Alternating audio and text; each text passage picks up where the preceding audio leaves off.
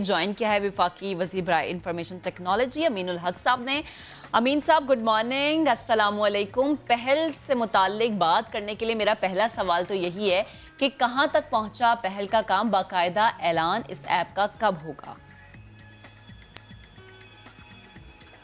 वालेकुम अस्सलाम।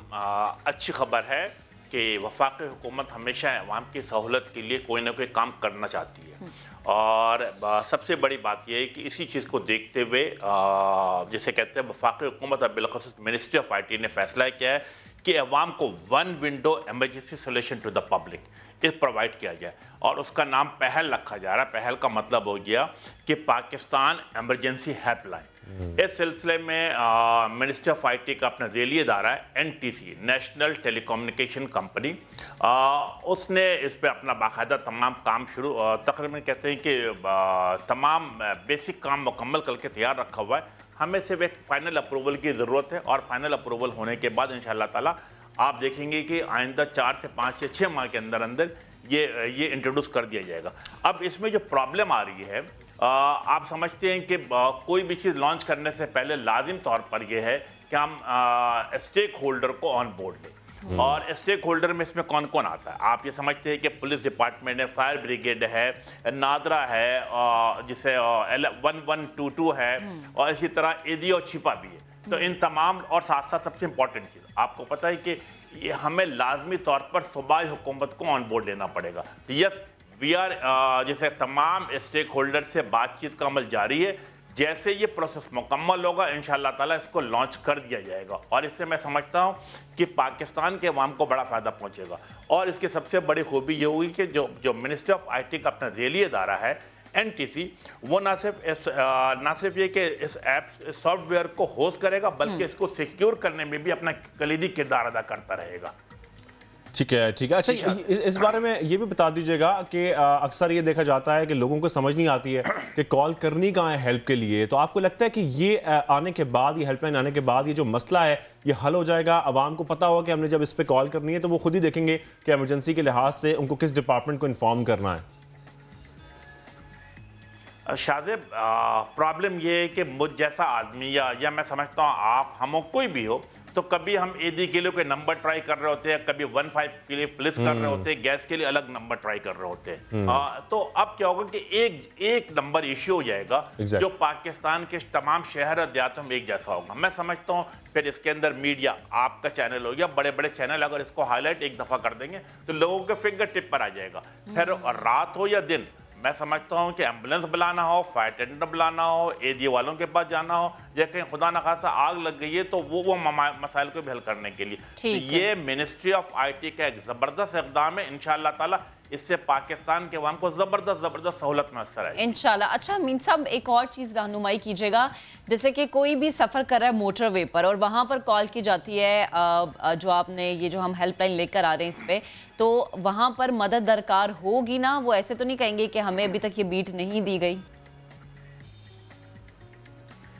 देखिए, मैं समझता हूँ जैसा मैंने कहा कि स्टेक होल्डर के साथ मैंने अर्ज किया कि सूबाई हुकूमत भी, तो यकीनन हम मोटरवे पुलिस भी एक को सिर्फ stakeholder, important stakeholder है। और मैं समझता हूँ कि जिस बड़े पैमाने पे पिछले 15 और 20 साल में हाईवे को डेवलप किया गया है और अब बड़ी तादाद में लोग जिसे कहते हैं कि ट्रेन और हवाई जहाज़ के बजाय अपनी गाड़ियों पे भी सफ़र करते हैं। Yes, we will make sure कि हाईवे के ऊपर भी और मोटरवे के ऊपर भी इस हेल्पलाइन को लाजमी तौर पे सिक्योर किया जाएगा और मेक श्योर किया जाएगा कि ये तमाम की तमाम जगहों पर, यानी हाईवे अगर 1000 किलोमीटर है तो कोशिश की जाएगी मिनिस्टर ऑफ IT की तरफ से कि तमाम स्टेक होल्डर, जब मैं स्टेक होल्डर कहता हूँ तो टेलीकम्युनिकेशन यानी टेलकोस कंपनी है, either it's a Jong, either it's a Ufone, either it's a mobile link या टेलीनॉर, इन तमाम लोगों को भी मेक श्योर किया जाएगा कि हाईवे के ऊपर इनकी फैसिलिटी मौजूद हो ताकि अवाम इस सहूलत से फ़ायदा उठा सके, इस तरह से फ़ायदा उठा सके। अच्छा अमीनुल साहब, आप हमारे साथ हैं तो कुछ सियासी बातें भी कर लेते हैं। मुल्क में सियासी हलचल भी है, ज़रा ये बताइएगा कि आप तो नज़र भी रखे हुए हैं,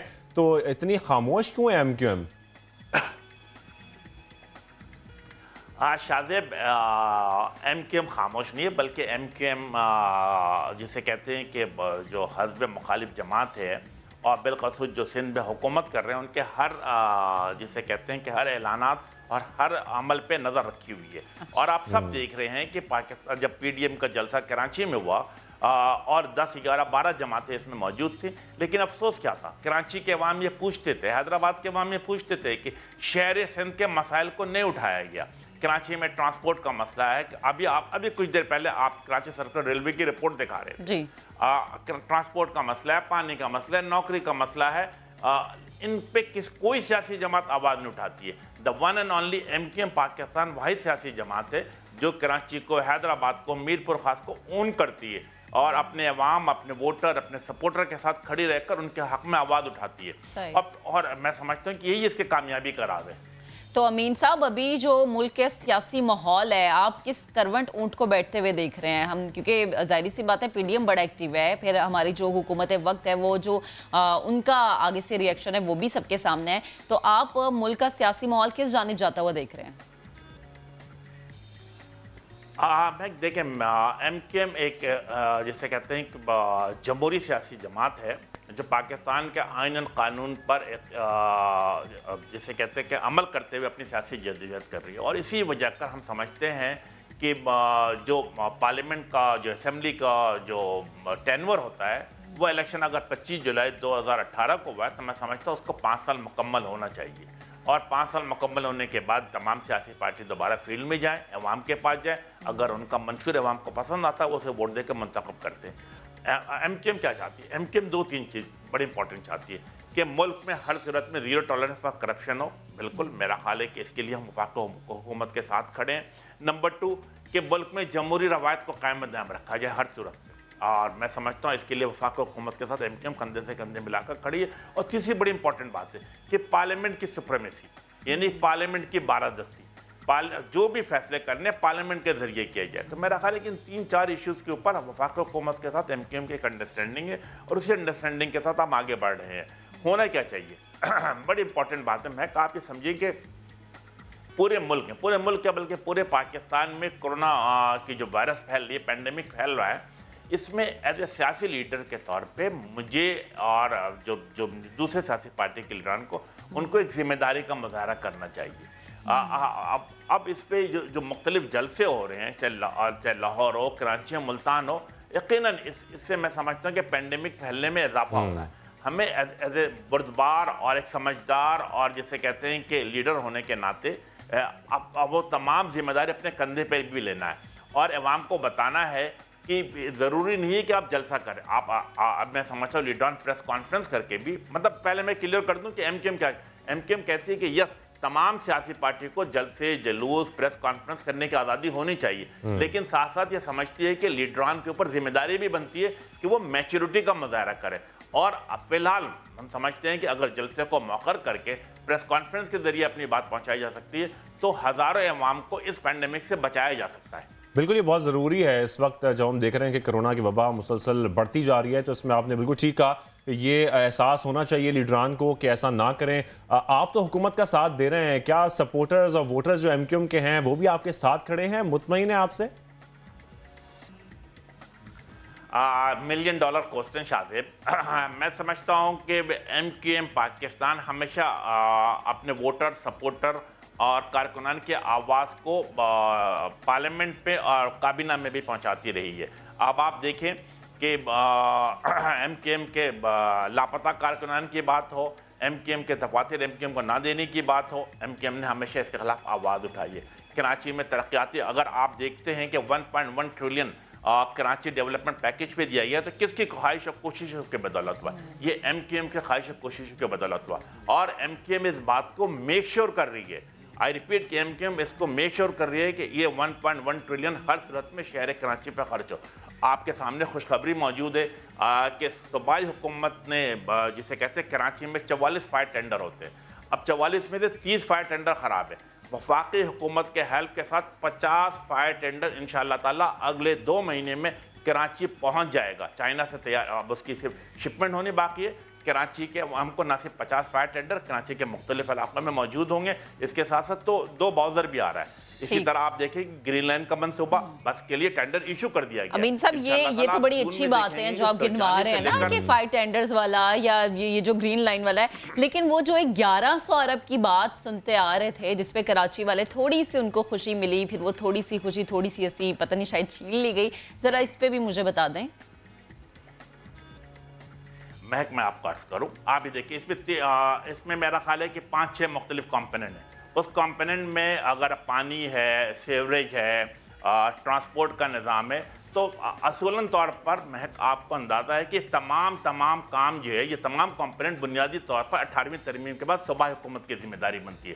सूबाई हुकूमत यानी पीपल्स पार्टी की नाअहली और कराची दुश्मनी और कराची के अवाम से सियासी इंतकाम के बिना पर अब वफाकी हुकूमत ये काम कर रही है। वफाकी हुकूमत ने इन जो 5-6 कॉम्पोनेंट थे उसमें 3 कॉम्पोनेंट अपने हाथ में लिए। नंबर 1 K4 का मनसूबा। K4 का मनसूबा आपके इल्म में कि 2009 से वो मेरा ख्याल है PC1 तैयार होकर सिंध हुकूमत के हवाले किया गया। सिंध हुकूमत की नाअहली वो फाइलों में पड़ा रहा। अमीन साहब वो नाअहली की तो बातें हम पीपल्स पार्टी की करते हैं कि ना जाने कितनी दहाइयों से पीपल्स पार्टी के मैं K4 पे आया। रिप्रेजेंट तो आप कर रहे हैं ना वफाकी हुकूमत में। मैं सिर्फ ये जानना चाह रही हूँ कि आप इस वक्त नुमाइंदगी कर रहे हैं ना कराची की, तो वो 1100 अरब का जो पैकेज था उस पर कोई पेशरफ्त हुई? मैं अवाम ये जानना चाह रहे हैं। यस बिल्कुल शादिर मैं हर्ज कर देता हूँ, मुझे 1 या 2 मिनट आप दे दें। देखिए K4 का मनसूबा वफाकी हुकूमत अपने हाथ में लिया, सूबाई हुकूमत से रिक्वेस्ट करके उसके तमाम डॉक्यूमेंट वफाकी हुकूमत अपने हाथ में लिया और फौरी तौर पे क्या फैसला किया कि उसमें वापडा को इन्वॉल्व किया। वापडा के चेयरमैन और उनकी पूरी टीम ने फिजिकल K4 का दौरा करके चली गई, एक स्टेयरिंग कमेटी बन गई है और वफाकी हुकूमत ने बाकायदा ऐलान कर दिया है कि अब ये K4 का मनसूबा जो पहले 26 अरब रुपए का था, अगर ये 100 अरब का भी होगा तो K4 का मनसूबा वफाकी हुकूमत 3 साल में मुकम्मल करके देगी। ग्रीन लाइन का मनसूबा मैंने आपको बता दिया जिसमें 12 अरब रुपये PSDP भी रखे गए थे। इंशाअल्लाह ताला सुरजानी से लेकर नुमाइश तक जून में आप देखेंगे कि कराची का नौजवान, कराची की खवातीन, कराची का बुजुर्ग भी ये 20 रुपये या 30 रुपये देकर एयर कंडीशन बस पे सफ़र करने के काबिल हो जाएगा। इसी तरीके तीसरा मनसूबा जो वफाकी हुकूमत अपने हाथ में लिया था वो डॉकयार्ड से लेकर पेपरी तक जिसे कहते हैं कि फ्रेट ट्रेड का, तो फ्रेट ट्रेन का, तो मैं समझता हूं कि वो उसके ऊपर भी हमने ऑलरेडी जो है कंसल्टेंट हायरिंग करने के लिए अखबारात में इश्तिहार दे दिया है, तो वो भी अपने प्रोसेस पर चल पड़ा है। जो जिम्मेदारी वफाकी हुकूमत की थी, वफाकी हुकूमत ने यस उस पर काम शुरू कर दिया है। अब आप अगले चंद महीनों में देखेंगे कि इंशाअल्लाह ताला लाजमी तौर पर इस पर अमल दरामद शुरू हो जाए इंशाअल्लाह। अमीन साहब हम भी यही चाह रहे हैं कि कराची की आवाम ने जितनी मुश्किलात झेल ली हैं, देख ली हैं, मसालिस्तान बन चुका है कराची, लेकिन अब वक्त है कि कराची की आवाम के लिए कुछ किया जाए। बेहद शुक्रिया।